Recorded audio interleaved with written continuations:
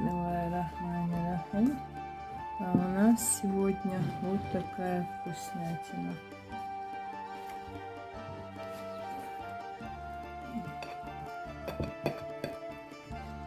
Как называется эта вкуснота? Пишите в комментариях.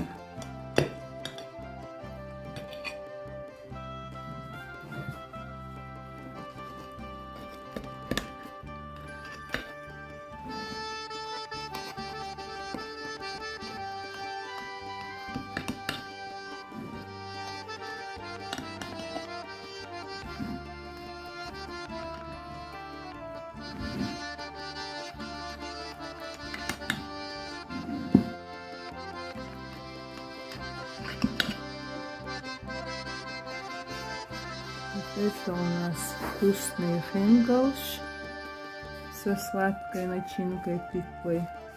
А это бултуш, толстый чепокш. Я люблю именно такие толстенькие. Так готовила моя бабушка раньше. Ненан.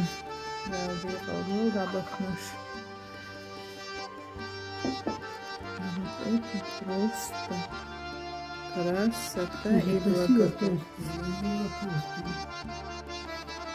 И еще топленого масла. Его много не бывает.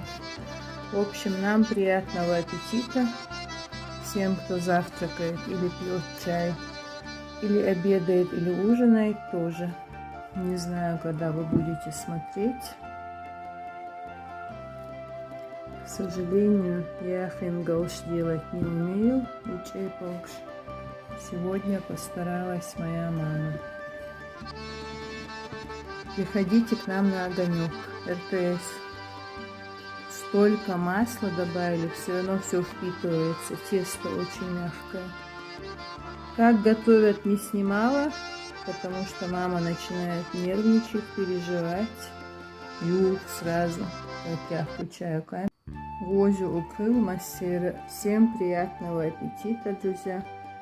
Кушайте то, что вы любите, ни в чем себе не отказывайте. Не нужны нам всякие диеты.